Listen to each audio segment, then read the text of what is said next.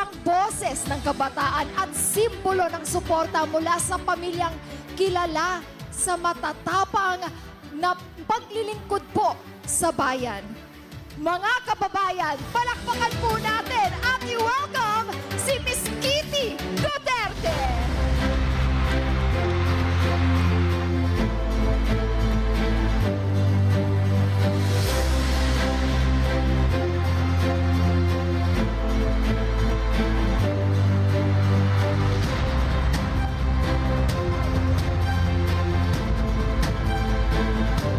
Magandang gabi sa inyong lahat. Ako si Veronica Kitty Duterte, bunsong anak ni Pangulong Rodrigo Roa Duterte.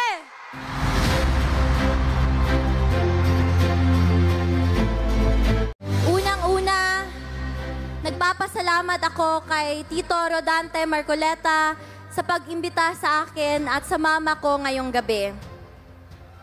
Pasensya na po at medyo natagalan kami dahil may klase po ako buong araw kanina. Ang mama Hanilet ko rin po pala ay taga rito sa Bulacan. Ako ay isang 21-year-old college student lamang at ayaw ko sanang makisali sa politika.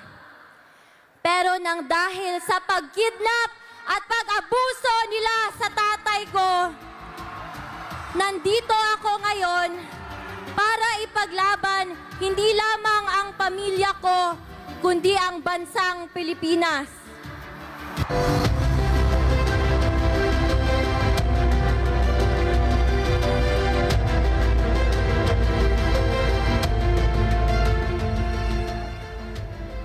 Noong isang gabi, nagsalita ako sa rally sa Quezon City. At sa pagtitipon na yon, naramdaman ko ang walang sawang pagmamahal at pagsuporta kay PRRD, sa amin na pamilya niya at sa Duterte.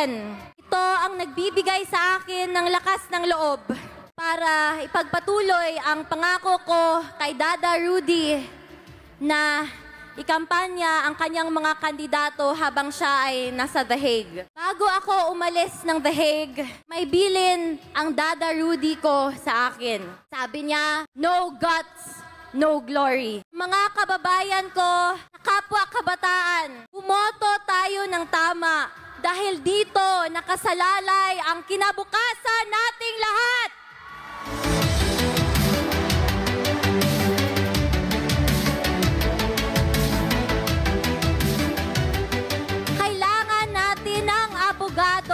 Na may prinsipyo, paninindigan at integridad sa ating legislative branch sa gobyerno natin. Tito Rodante Marcoleta, my senator. Number 38 sa balota. Huwag rin nating kalimutan ang PDP laban senatorial slate o mas kinikilalang Duterte. Iaabot ko muli ang mensahe ni Tatay Digong sa bawat Pilipino. Sabi niya, my love for my country is what brought me here. There was never any personal agenda involved. Mahal niya ang bayan niya. Yun lang po at maraming salamat. God save the Philippines. Pilipinas! Duterte pa rin!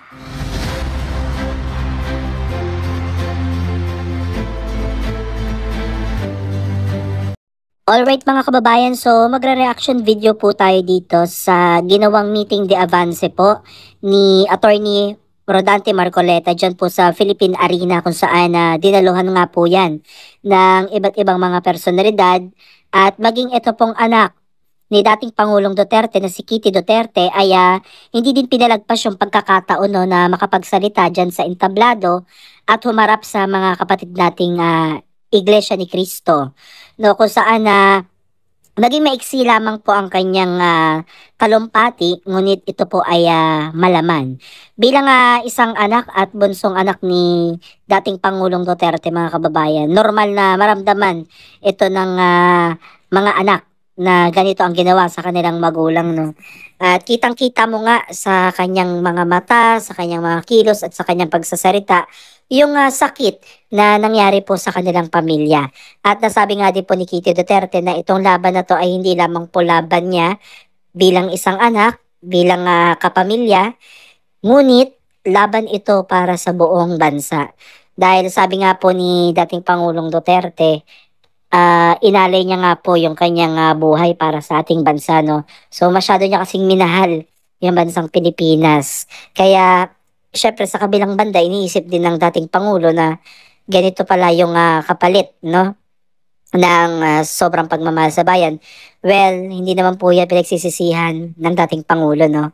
At masaya siya dahil sa kanyang panunungkulan sa loob ng 6 na taon ay naipakita niya at naiparamdam niya po sa bansang Pilipinas, sa ating mamamayang Pilipino, higit sa nakakarami, no? Na talagang napakalaki po ng naging epekto niya noong siya po ay naging Pangulo. Napakaganda. Although hindi perfect, may mga flaws, may mga palpak, pero hindi natin maaalis na isa si Pangulong Duterte sa isa sa mga pinakamagagaling na naging presidente ng bansang Pilipinas.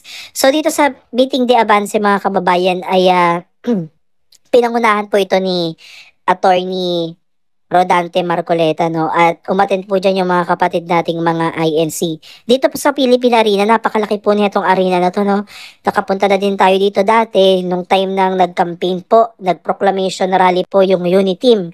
Yung time na okay pa ang Marcos Duterte, no? So talagang halos mapuno po yan mga kababayan itong arena na to. At ngayon parang nanunumbalik, no? Yung karanasan namin noon na habang pinanonood namin itong kaganapan na to ay parang nagpa-flashback po yung suporta ng mga tao dito. So ayun mga kababayan, 6 days to go at eleksyon na po at alam ko naman pong handang-handa na po kayo sa inyong pagboto. Gaya nga po ng nasabi ni Senator Robin Padilla na sa ating mga kamay, tayo yung makapangyarihan sa araw na yan dahil nasa kamay ng bawat botante yung kapangyarihan bumoto, no? At magtalaga ng bagong mamumuno sa ating bansa. So gamitin po natin, i-practice po natin yung ating kapangyarihan bumoto at maging matalino din tayo sa pagpili ng ating mga kandidato. So ayan mga kababayan, muli ini-invite ko po kayo na sana supportahan niyo po yung buong Duterte. Lahat po ng inendorso ni dating Pangulong Duterte para po sa tunay na pagbabago. So, comment down below mga kababayan kung ano pa yung mga topic or opinions ninyo about dito sa nangyaring Meeting de Avance.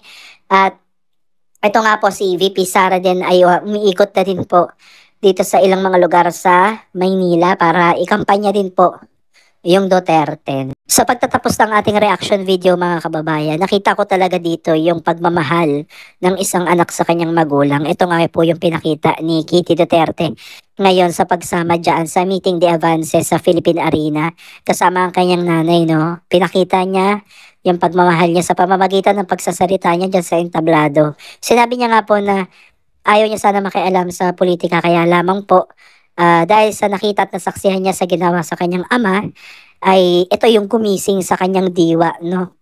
At hindi lamang yan, ayaw niyang maranasan yan ng mamamayang Pilipino. Okay, so comment down below kung nagustuhan niyo tong ating reaction video. Salamat po.